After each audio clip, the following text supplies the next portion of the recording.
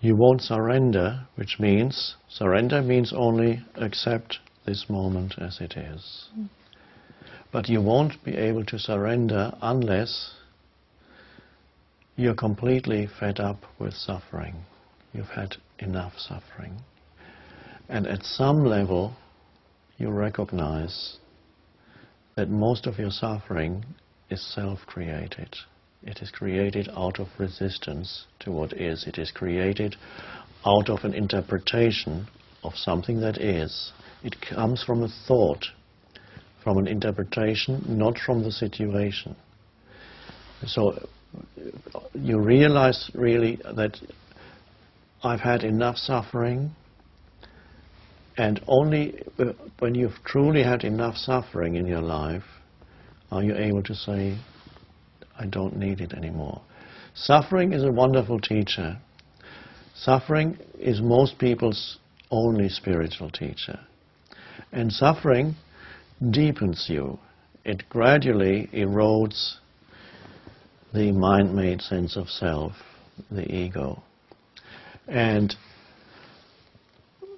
for some people, the point arrives where they realize, I have suffered enough. And that, for example, is the case with almost all the people who come to a retreat.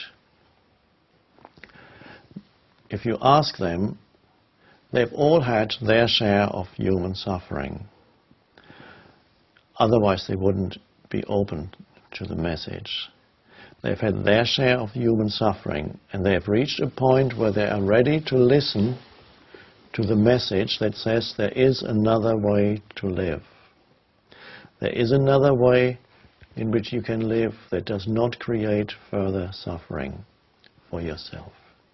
Because to a large extent humans create their own suffering. And so when you are ready to hear that message, and that's really the message that is in every religion, that's the message, the central message of Buddhism is the end of suffering. And even the central message of the teaching of Jesus is